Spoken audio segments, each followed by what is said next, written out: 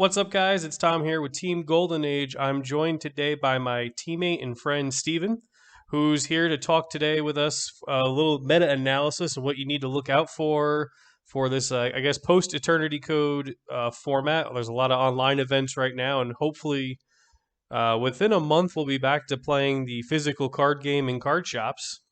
I'd like to thank Steven for joining us today. So I guess let's start with the big two. Adamanticators is really good right now. So I think like Emancipator and Eldritch is the two best decks. However, I think Eldritch is slightly becoming more popular online.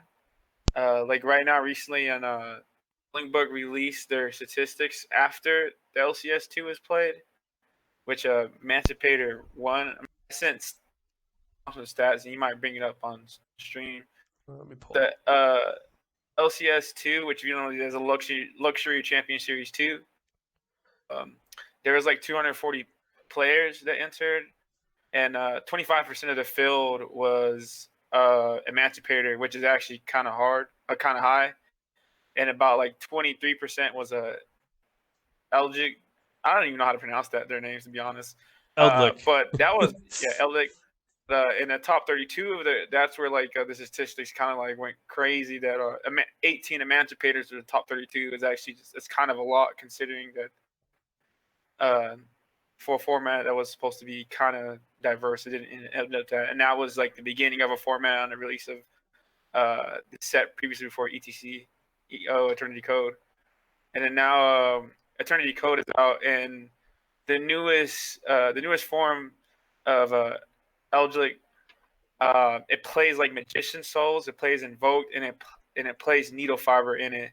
And this past weekend or a weekend ago, their PPG for Eternity Code Championship, they had like it was 44% of the field, and 30% was Emancipator, which was actually kind of like a huge leap statistically speaking.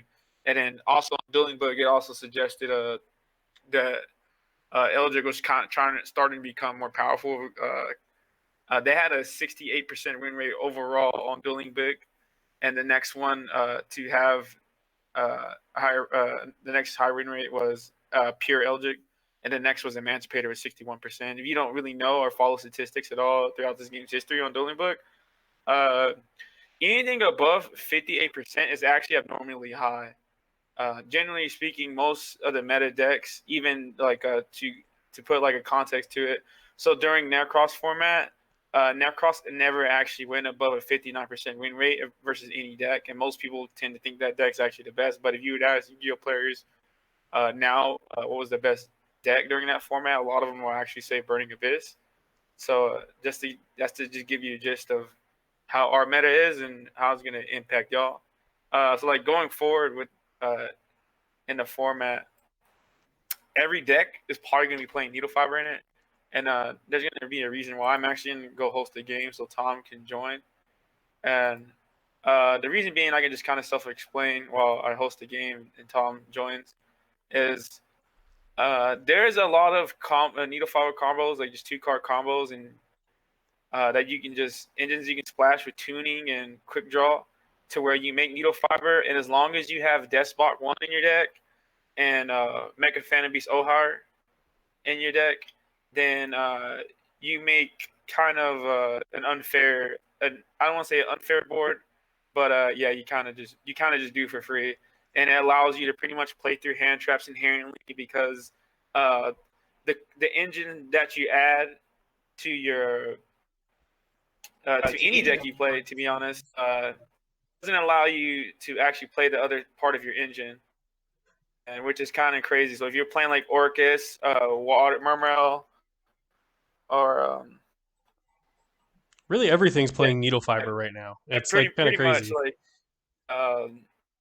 so I guess I'll just have one of the cards in my hand. So one of the ways is a 1-card combo with Needle Fiber is Jet Synchron. This is the more so they're using like 3 Jet Synchrons, tunings, to search Quick Draw Synchron, And just most decks have monsters that trigger engrave or plus off of going to grave. So if you play decks like that, which is Elgic and like Shaddoll, um, Murmel, which they all can do, Orcus, obviously, Emancipator, you already know that. But pretty much any decks that can splashable that isn't very normal summon reliant. And honestly, even if they are normal summon reliant, it doesn't really matter because Quick Draw isn't a normal summon. So, but this is literally all you need, right? If you open up a Jet Synchron, I'm just gonna show you one quick way to do it. If you open up Jet Synchron and have one card in your hand, then you get to do the combo that I'm talking about.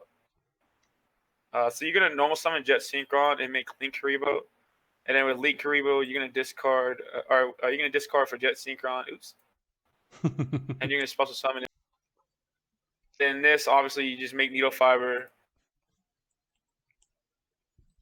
Despot 01 and Ohire, and to be honest with you, Ohire is not a brick, so the only real Garnet you actually play is Despot 01. But at worst, he's discard father or cost, You or skipped a just more step link here. material. Oh yeah, oops. I may or may not be under the influence. By the way, fellas. Okay, so right here you make Halqifibrax. That was supposed to be Halqifibrax, and then you summon Despot 01. And what Despot 01 does, if two or more machine monsters are supposed to summon at the same time while he's in a graveyard, you just special summon them. So from here, you're gonna link away these two, and you're gonna make the new Mecha Fanabeast card, which lets you special summon 3 Mecha Fanabeast tokens that are all level 3s. This And card's then insane. since you special summon 3 machine monsters at the same time, you'll be able to special summon Despot 01. And then with the Mecha Fanabeast effect, you can destroy up to 3 cards, and for each one you destroy, you can activate one of the following effects. So you're gonna destroy 2, Or tribute. and you're gonna summon a tribute actually, and you're gonna, which is irrelevant because everyone else in the might prevent you to do destruction, and you're gonna summon Ohire, and then from here you're going to make Borlo Savage because there's 2 level 3s and 1 level 2 tuner. And then you're gonna activate effect to add that, and then Ohire got sent to the graveyard, so you're gonna make a token. And then since it's a level 3 and Despot 01's a tuner, you're gonna make Arclight. And this is just a built-in, just one card. Technically it's a 1-card combo because all you need is a discard fodder. You don't need any of the other card to be anything else. It just has to be something you can discard. And then once you start adding in and in factors like if it's a Shaddoll card, or if it's Orcus card, or Elgic card, or Spell Trap, you start seeing all the pluses. And this is just like the bare minimum of what it does. And then so like if your deck can play Quick Draw in it, and it has like 6 card slots to spare, there's really no reason not to, because this allows you to play through Nibiru. And another thing too, like if you're playing like Salad, there's another great way to play through. That deck had a really hard time playing through Nibiru, and even though you're playing more extra deck monsters in the extra deck, it's possible to make your extra deck to fit in it, because to me it's more worth to playing it around the cards you always will lose to. And so if you ever did your Salad combo and they Nibiru'd you and you had Quick Draw on hand, then you could just summon Quick Draw, then end on this, and then there's no way you're gonna lose the game as Salad, because there's not many decks can kill you through Arclight or Savage. And the next turn you have Gazelle, and you just like do Salad things. And just Orcus is the same way. Pretty much every deck is the same way. It's a very easy way to play through Nibiru. Fair hand traps are not good to begin with because Emancipator. And this is what transitioned us into like what I going forward in the meta, why you're going to see a lot of this in a lot of decks. If you look through a lot of deck lists, and Tom maybe will be able to pull you some up that I sent. A lot of decks are playing Dark Luna more, and I'm gonna leave the game, Tom, and I guess you can go to the card search engine, and we can talk about some cards that are going to define the meta coming up from the new release. I guess the first one that I'll talk about, like one of my favorite, is Anima Nadorn Archosaur. It's the alligator dinosaur monster that just recently got released. So so good. he's like, dinosaurs are gonna be. I feel like they're gonna be strong again, because for one, miscellaneous swords is a 1-card combo now with that card. And thing about that card is if you play Lapis Dragon in your main deck with dinosaurs, and if you know what Lapis Dragon does, it's Lappis I got it space pulled up right dragon. here. When it's added to your hand, you can reveal it and special summon it. And it's a tuner. If you have Archosaur or Miscellaneous Sword in a baby in hand, that's fodder combo right there for dinosaurs. If like, which is added higher to the ceiling, which I think dinosaurs is going to be great because you don't even need to use your normal summon for Miscellaneous Sword to use Alligator. You just discard Miscellaneous Swords and then bring it out, and then if you have a baby in hand and a baby Miscellaneous Swords hand, it's full needle fiber combo. And dinosaurs doesn't need to go in their extra deck the Mecha Phantom Beast Link Monster, after you summon it, you can't Link summon it no more, which is not that big of a restriction because you can just do everything beforehand. And the next card we could talk about for water decks, I think water decks are going to be extremely powerful. They have the most amount of 1-card starters, if people don't know, which is actually kind of crazy because they have Deep Sea Aria. What is a spell card, and what it says: banish one water monster from your graveyard, add 1 level 4 lower sea serpent monster from your deck, and that's Genix, along with Genix, Undyne, Nephthybus, the Prince, and Deep Sea Diva. That's 3, 6, 9, 12. That's like it's a lot of starters. That's 12. Yeah, it's a lot of starters. And another thing too is like one of the best decks right now to play through Nibiru because of the new card that came out in Eternity Code, which is called Deep Sea Minstrel.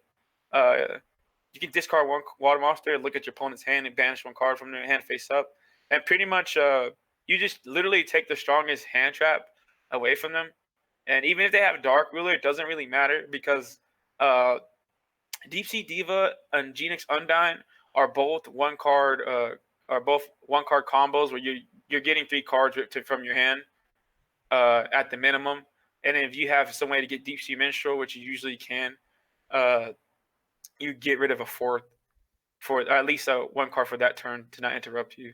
And it also plays Lapis Dragon in Mermels because with Dragoons you search Lapis Dragon, and it's just an easy way to make Needle Fiber. And Deep Sea Diva is also a tuner, so it's like it has one of the highest ceilings. And another reason why I think that deck is super strong, and I guess it'll tie along why I think Emancipator in a vacuum is the best deck, is because Mermels can actually play anti-magic arrows.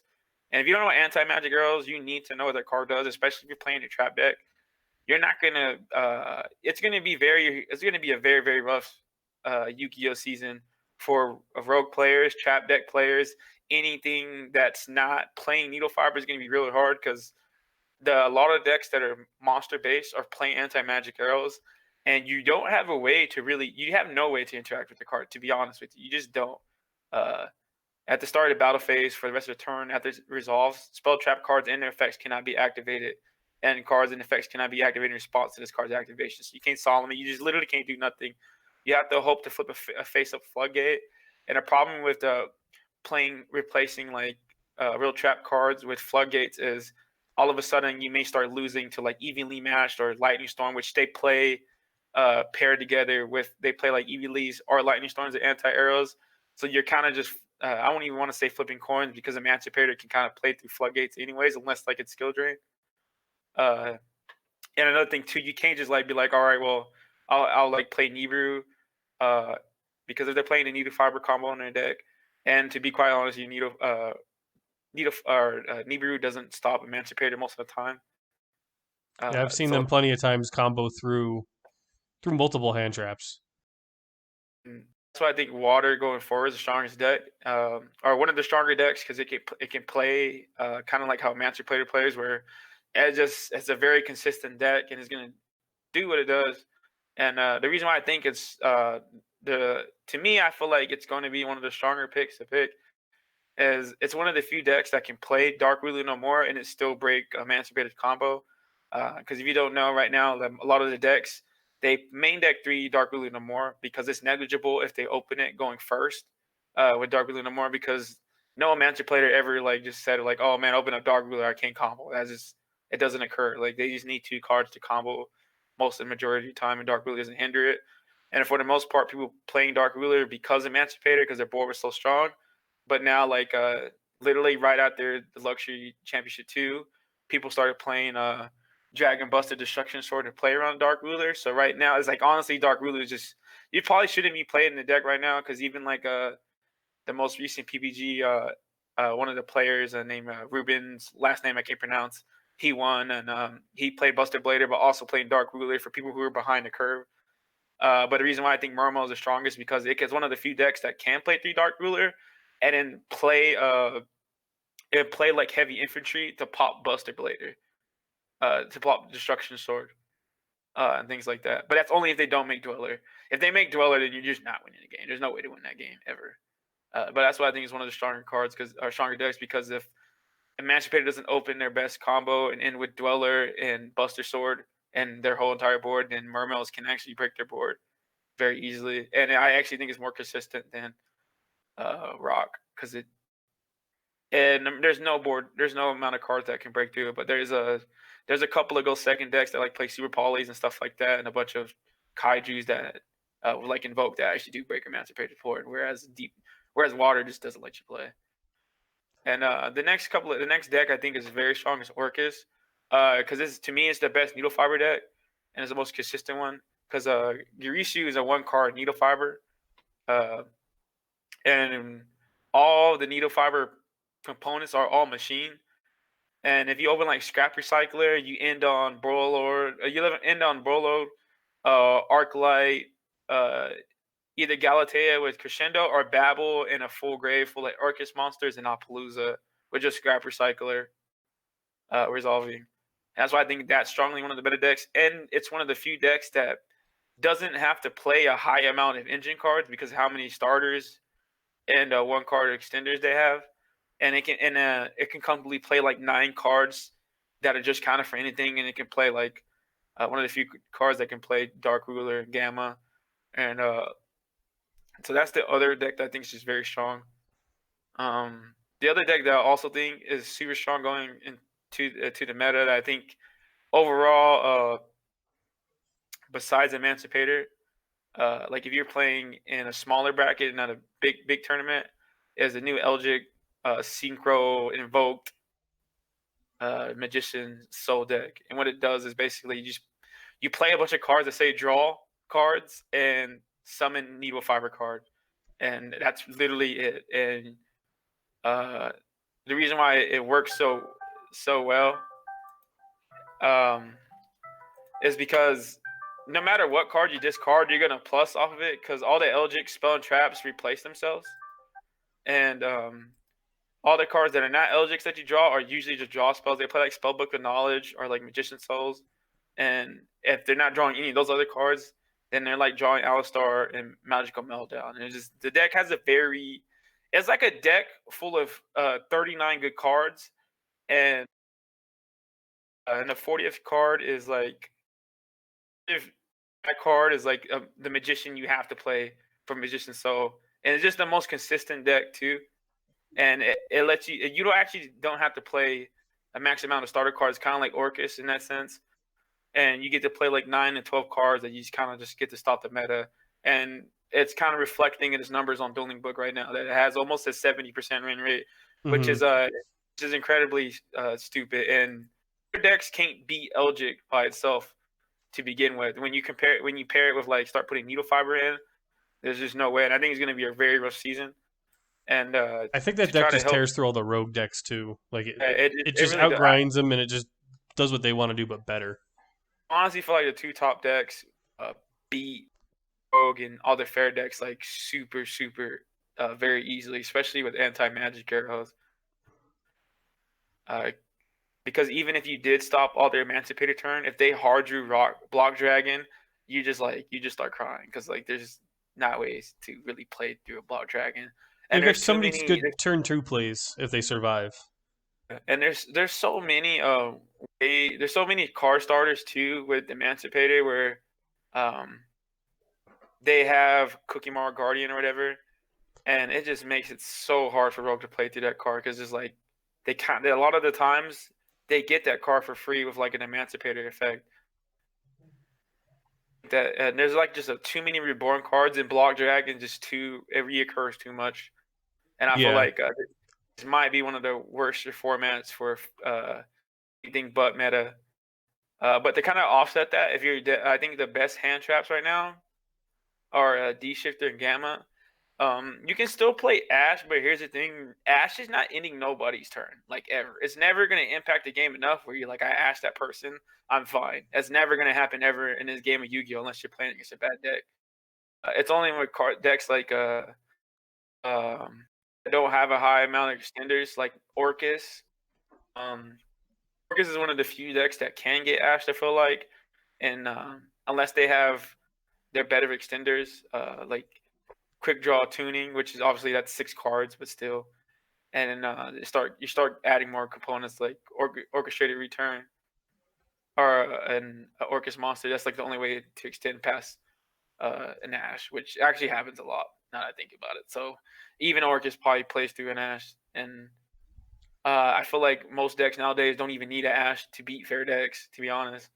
And the reason why I think Gamma is generally the best hand trap is because it gets rid of the Emancipator monster that they would summon. Because if you ash their Emancipator monster and you ashed it, it'll still be on the field and they just summon more from their hand.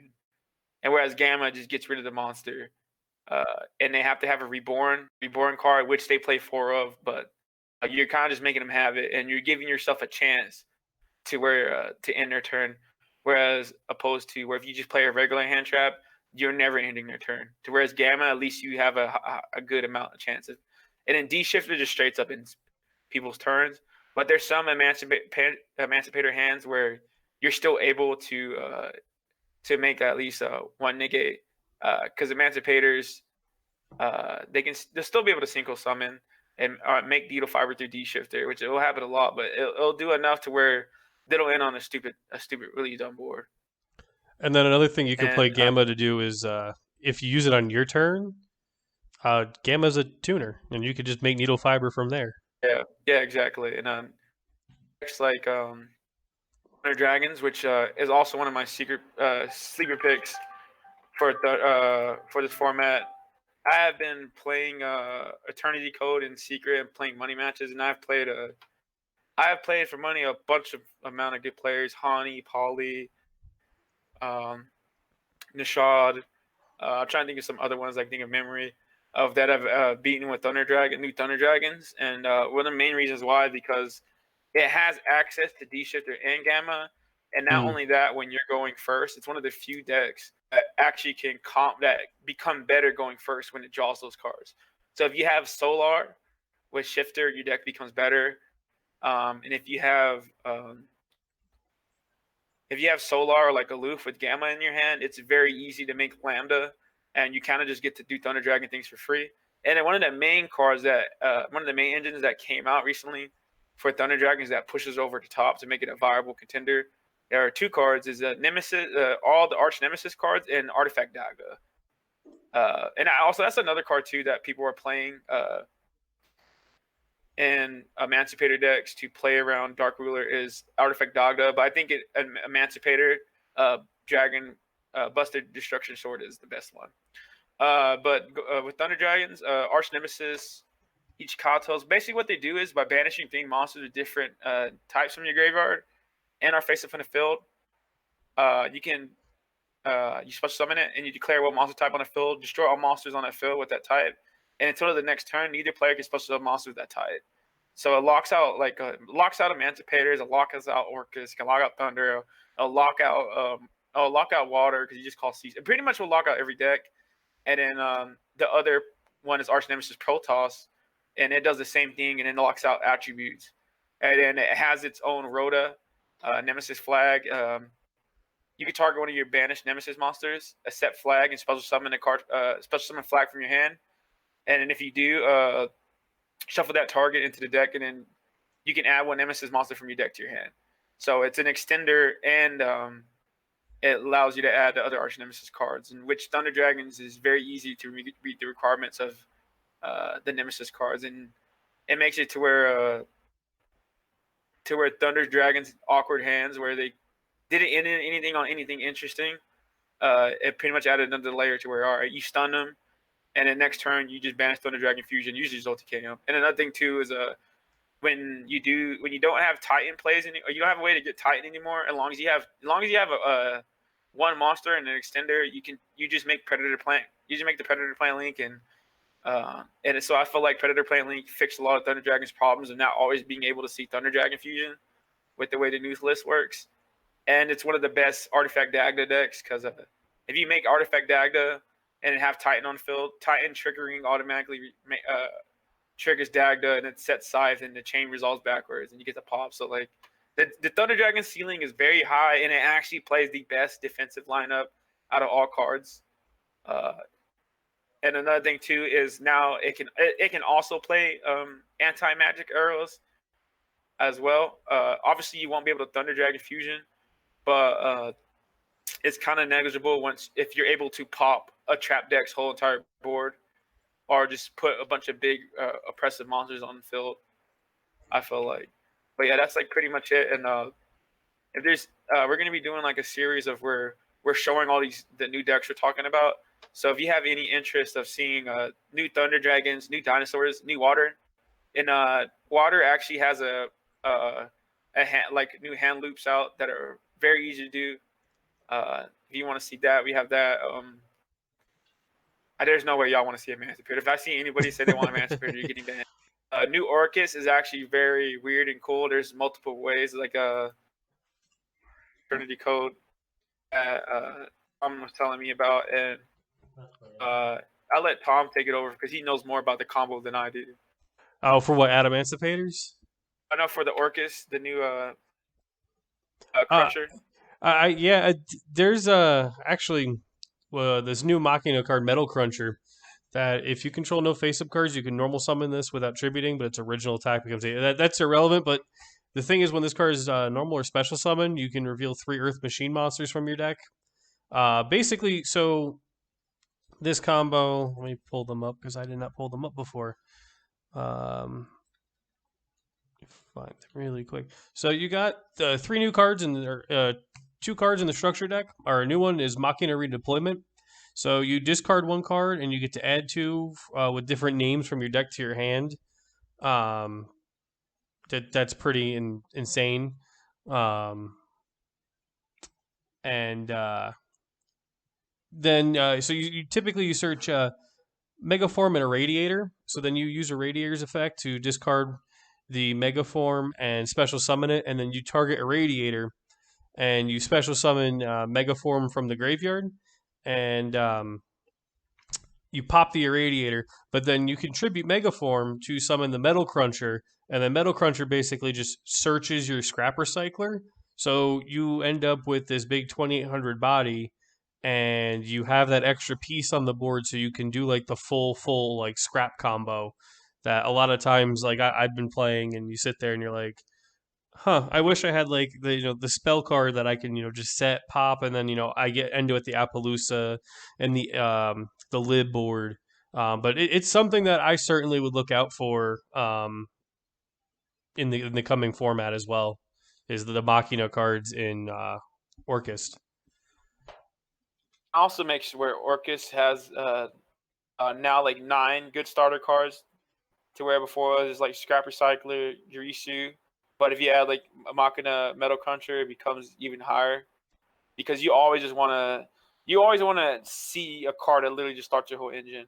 And Scrap Recycler is the best Orcus card in the deck. It's even better than Girishu, to be honest. And if the Machina card will allow you to effectively have 6 Scrap Recyclers, there's no reason not to want to do that. And if you wanted to play like a full combo version of Orcus, that'd probably be like the way to go. But yeah, that's pretty much it's just really good. I think it's gonna be. I think it's gonna pop up. I just think if you pay attention to like the online events, it's a lot of Adamanticators and Eldlik. But I think that's just because people are playing online, so they have access to everything that they want. I think once we return to the physical card game, you're gonna start probably seeing a little bit more water because people are going to actually want to play it. You're going to see more Orcus because people only need to get 3 Girsu as opposed to getting the whole Adamantipator core, and same thing with Eldlik, People might decide, do I want to shell out all the money to buy this brand new deck, or do I just want to get 3 Girsu and basically 3 structure decks, and Yeah. play that way? Or they're I just think going to too. go and turn around and play Salad. Oh, you could play. You could try to play Salad, but good luck with that. I think like going forward, like before then, I thought Salad always had a place in the meta, but this is one of the few times where I don't think Salad can do that because before then, it had to play a lot of hand traps to where it usually could, and with like a good side deck. But right now, Emancipators just don't allow that deck to exist because, I mean, like They you play anti through the magic hand arrows traps. them, and they play and anti magic arrows you turn you off from your traps that you search, and they play through your hand traps regardless of what you do. It just like dang, it sucks. And then on top of that, Eldritch just kind of just grind through that deck for breakfast, to be honest. So it's like it's very very hard for that Salad deck right now. But going forward, if you could try to incorporate needle fiber somehow and Salad, like holy shit. I'm sure they'll find a way. Yeah. Oh no, there's definitely a way because if you just do your full regular Salad combo or whatever, um, at you literally just always have a Bay Lynx or like a Jaguar left over and Wolf on field, and if you have a quick draw Synchron in your hand, that's needle fiber combo. Yeah. Which is just is more that comes down to extra deck space, which it's like you play 4 other extra deck cards, access to never lose a Nibru, which if I was playing Solid, I'd probably take that up, to be honest. Mm-hmm. Yeah, but if there's any decks that y'all want to see updated, you just tell me. And if you wanted me to try to put needle fiber in your deck, just honestly ask in the comments, and there's a way. Trust me, there's one of the most overprinted cards in Yu-Gi-Oh have to be with tuners. I felt like so with the combo that we showed you at the beginning, you should try to incorporate it in your deck, especially if your deck loses a Nibru or fair hand traps. Look no further, no more. Play Needle Fiber because it's the future. Because literally every deck plays it right now. If your deck's not playing Needle Fiber, then you're definitely fucking up. You need to find a way to put it in there. Yeah. But other than that, if you have been craving Yu-Gi-Oh, we've been having online Yu-Gi-Oh tournaments, and if you want to join our Facebook group where we host online Yu-Gi-Oh tournaments, right now we have some online tournaments for a playset of Secret Phantasmes, a Eldritch Lord. We even have one for A 3 Reese. Ultimate Legionnaires. Yeah, we got a lot of good stuff. I'll link everything down below. Yeah. Get in contact with us, our Discord, Twitter, Twitch, all the goodies. And if you really hate this meta, or you don't want to play against Needle Fiber or any of this, we're actually I'm starting to host rogue tournaments.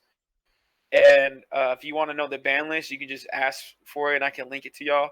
But I am starting to host rogue tournaments, and once we start gaining good enough people entering the rogue tournaments, me and our friend Paulie have a really good surprise tournament in store for where you're gonna want to play in it because there's a lot of value.